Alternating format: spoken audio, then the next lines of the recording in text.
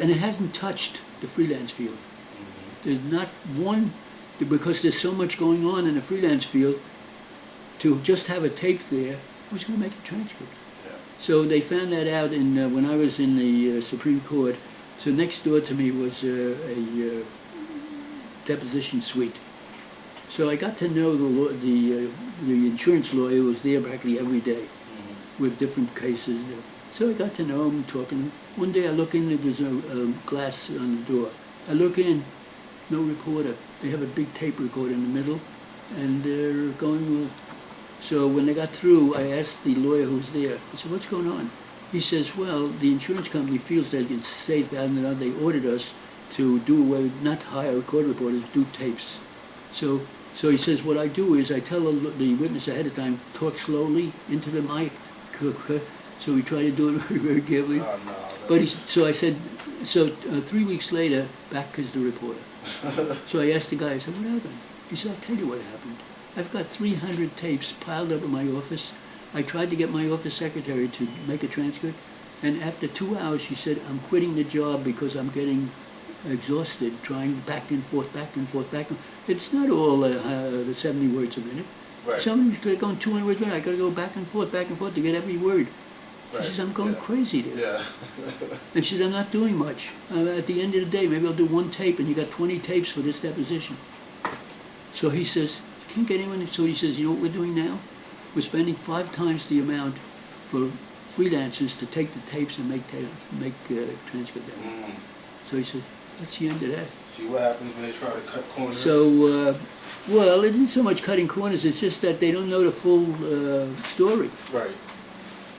But they could get somewhere on this voice recognition, where they record it, but you don't have to record it really. Just say it, and then somehow or other the transcript comes up in English. But there's still, I talked to some people who are into that, so they said, "Look, we got it up to about 95%. To get it to 100% or 99% so the courts would accept it, take about 20 more years." He says, "There's got to be about 1 billion bytes. You got to have every sound in the English language, and to figure out what and accents." And he says, "We haven't figured out the accents. We haven't figured out where the same word is pronounced differently in different areas. It's a different word." Right. Right. Or if it is the same, like. Or homonyms or all that. Right. How So there's a lot to it. Maybe they could do it. I don't know. But the point is that all you guys will be long in the court.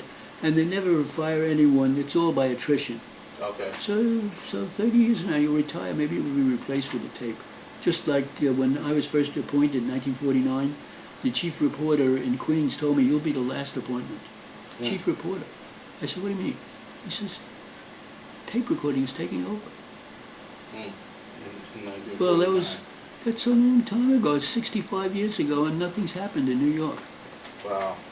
So I'm sure that if they could save money, they'd get rid of you so fast that they would do it. But it doesn't work. Yeah. And the judges all realize that, so the judges are a strong influence toward keeping the live recorder. And also, some of the judges especially upstate, get to know the reporter so well. They play golf with them, they go out to dinner with their wives and whatnot.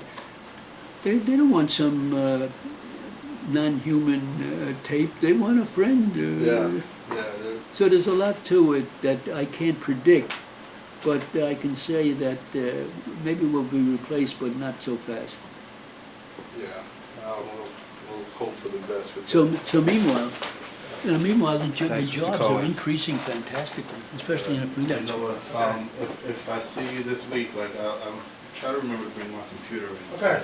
This evening we need a call on this guy who needs number. Who did? Okay, I'll do. And Curtis, if you plan to come and bring both computers, you have my email and you can call me. Just get in touch with me so I'll make sure I'm here. Okay, all right, great. Thanks so much. No, I'll see you during the week, the next week. Okay. See ya.